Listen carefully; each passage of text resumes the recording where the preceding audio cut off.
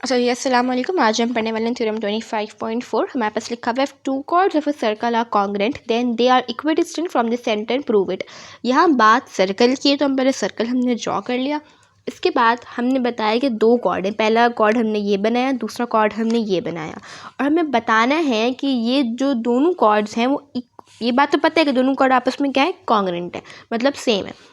अब equidistant from the centre, हमने एक यहाँ बनाया, एक हम यहाँ बना रहे हैं, ठीक है। हम बता रहे हैं कि ये जो हमने लिए हैं वो एक ही इक्विडिस्टेंट है, मतलब उनका जो डिस्टेंस है वो आपस में सेम है। हमने, आप समझे, हमने यहाँ एक पॉइंट लगाया। हमें प्रूव ये करना है कि ये जो डिस्टेंस है ना, इसका और इसका, ये दोनों बराबर हैं। हमें प्रूव ये करना है कि ये चीज़ और ये चीज़ आपस में बराबर है। समझ आ रहा है?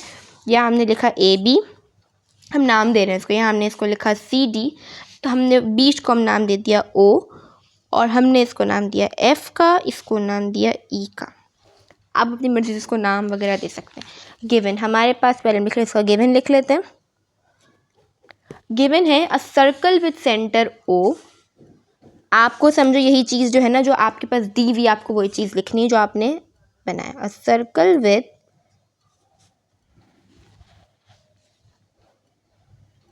सेंटर O, AB और CD हमारे पास कॉर्ड हैं, दो कॉर्ड्स की बात हो रही थी। AB and CD are two congruent का वर्ड ज़रूर इस्तेमाल करिएगा। कॉन्ग्रेंट और इक्वल बेसिकली जो है ना वो सेम होते हैं, बट उनमें एक फ़र्क ये होता है कि जो इक्वल उसमें हमें मेजरमेंट्स आ जाती हैं। आगे बताऊंगी किस तरह होता है।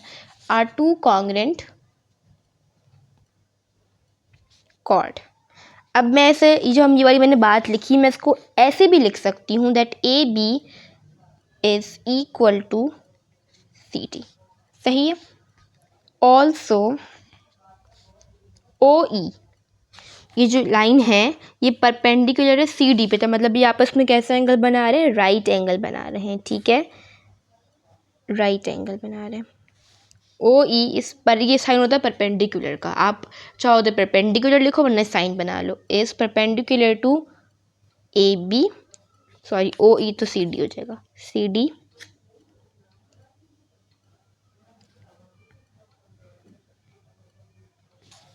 एंड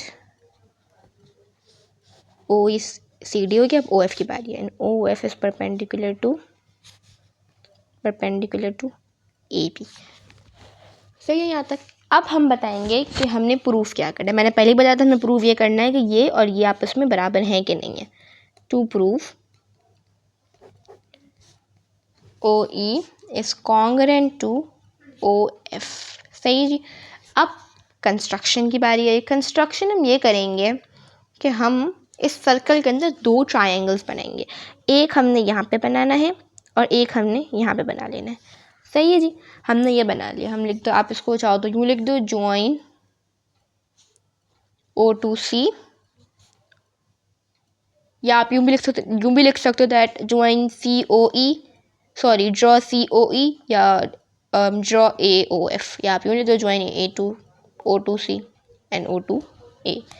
अब हम लिखते हैं हमारे पास जो हमने प्रूफ करना है, स्टेटमेंट।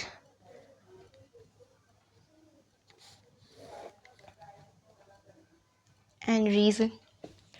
अच्छा, प्रूफ क्या करना है हमने कि ये दोनों और ये दोनों आपस में बराबर हैं कि नहीं है। सही है। अब हमने जो इसके अंदर ट्रायंगल्स बनाए हैं, अब मैं बताती हूँ इसका क्या, कि ये आपस में और ये इनके जो हाइपोटेन्यूस हैं वो आपस में बराबर हैं। ये मैं बात ऐसे कह रही हूँ कि ये एक ही जो है ना वो रेडियस से बनाए गए हैं। तो ये बात तो पता है कि हमारे पास AO और जो हमारे पास OC है वो आपस में क्या है, बिल्कुल बराबर है। अब प्रूव OF और OE को करना है, मतलब ये तो हमारे अलग ही चीज़ है। अब हमारे पास CE और AF में मसला आ रहा है कि हम लोग CE और AF का क्या करें। भाई हमें इसमें अश्योरिटी इतनी नहीं है, या है भी तो हम इसको बाकायदा लिख कर बताएंगे भाई इस तरह ये है। अच्छा, एक बात हमें से पता है कि AB और CD बराबर है। सही है ना। और जो CE है वो हाफ है किसका, CD का, और इसी तरह जो AF है वो हाफ है किसका, AB का। तो हम इस बात को मैं यूँ लिख सकती हूँ कि measurement of AF is half of measurement of AB। ऐसे लिख सकती हूँ मैं। बिल्कुल लिख सकते हो, अभी तो मैंने बताया कि ये जो ए एफ है वो हाफ है ए बी का और जो सी ई है वो हाफ है सी डी का। दूसरी चीज़ लिखते हैं अब हम, that measurement of C E is half of measurement of C D. ये मेरे बन गई इक्वेशन नंबर 2। यहाँ तक बिल्कुल क्लियर है। इसका मैं रीज़न ऐसे लिखूँगी, इसका रीज़न ये है कि जो ए एफ है ना वो, ये देखें, सॉरी ओ एफ क्या है, परपेंडिकुलर है ओ बी पे। अच्छा, जब परपेंडिकुलर है ना तो मतलब उसने जो है ना बराबर हिस्सों में तकसीम करा है उसे, ये बात हमें याद होनी चाहिए कि हम लिखेंगे यहाँ पे O F is perpendicular to A B and जो हमारे पास सी ई है वो परपेंडिकुलर है किस पे, सॉरी ओ ई हमारे पास क्या ये ना, ओ ई परपेंडिकुलर है सी डी पे। दोबारा देख लेते हैं। हमने बताना है कि हमें इनकी और इनकी अश्योरिटी है या नहीं है, हमें इसको साबित करके बताना है, एक तरह का ना लिखना है प्रॉपर करके। तो हम ए एफ हाफ है ए बी का, सी ई हाफ है सी डी का, हमने ये चीज़ यहाँ लिख दी है। अब हमने इसका रीज़न ये दिया है कि जो ओ एफ है वो परपेंडिकुलर ए बी के और जो ओ ई है वो परपेंडिकुलर ए डी के, मतलब उस सी डी के, मतलब उसने क्या करा है बराबर हिस्से में इसको तकसीम कर दिया है। तीसरी बात हम लिख रहे हैं कि जो ए बी है और जो सी डी है वो आपस में क्या है, बराबर है। ये हमें गिवन चीज़ मिली तो हम इसका रीज़न लिखेंगे कि ये हमारे पास क्या है, गिवन है। तीसरी बात हम बताएंगे कि इस बात से ये बात साबित होती है कि जो ए एफ है और जो सी ई है वो आपस में क्या है, बराबर है। अब देखिए अब वहाँ यहाँ वो बात आती है, measurement of A F is equal to measurement of C E. सही है, यहाँ वो बात आती है, ये लाइन सेगमेंट लगाएंगे हम लोग। अब यहाँ इक्वल का, मैंने इक्वल का साइन इसीलिए यूज़ किया है बिकॉज मैंने यहाँ मेजरमेंट का वर्ड यूज़ कर लिया है, और कॉन्ग्रेंट का वर्ड भी यूज़ कर सकती थी अगर मेजरमेंट नहीं होता तो हम ये वाली बात कैसे कह रहे हैं, वाली बात हम कह रहे हैं ऐसे, फ्रॉम 1 and 2, ये वाली बात मैं कह रही हूँ। सही है ना, नज़र आ रहा है। अब हम 5th पे चलते हैं। अब हमने बात बता दी कि सी ई और ए एफ बराबर हैं और ए ओ और ओ सी बराबर हैं। अब सिर्फ एक ही बात रह गई, वो बात ये है कि ओ एफ एंड ओ ई भी बराबर होने चाहिए। वो इसीलिए बराबर होने चाहिए बिकॉज एक पोस्टुलेट है जिसको हम कहते हैं hypotenuse of one side, hypotenuse and the side of one triangle and the hypotenuse and the side of another triangle हमेशा बराबर होते हैं। अब इधर देखते हैं कैसे। ए ओ एंड ओ सी बराबर है ना, क्योंकि वो एक ही हाइपोटेनियस है, क्यों, सॉरी, इसीलिए बिकॉज वो एक ही रेडियस से बने हुए, तो ये दोनों बराबर हो गए। ए एफ एंड ए सी बराबर है, एन सी ई बराबर है, अभी हमने बताया। और जब किसी भी ट्रायंगल का एक साइड और एक हाइपोटेनस दूसरे ट्रायंगल के एक साइड और एक हाइपोटेनस से बराबर हो जाए तो ये बात हम अश्योरिटी के साथ कह सकते हैं कि जो तीसरा साइड है वो भी जो है ना वो बराबर है। तो इसका मतलब ये दोनों ट्रायंगल आपस में क्या हो गए, कॉन्ग्रेंट हो गए हैं।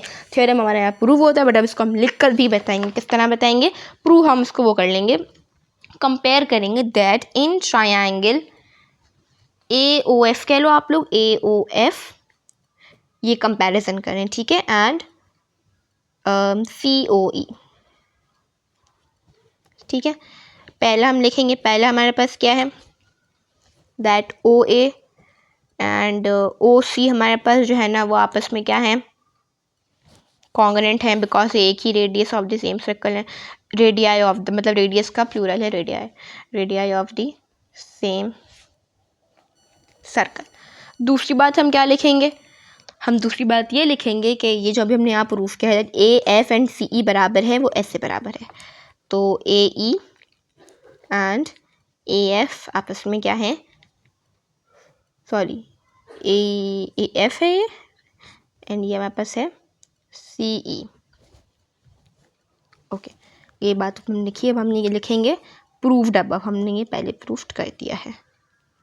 अच्छा, अब हमारे पास जो तीसरी चीज़ है ना वो हम लोग ये वाली चीज़ है, O F and O E.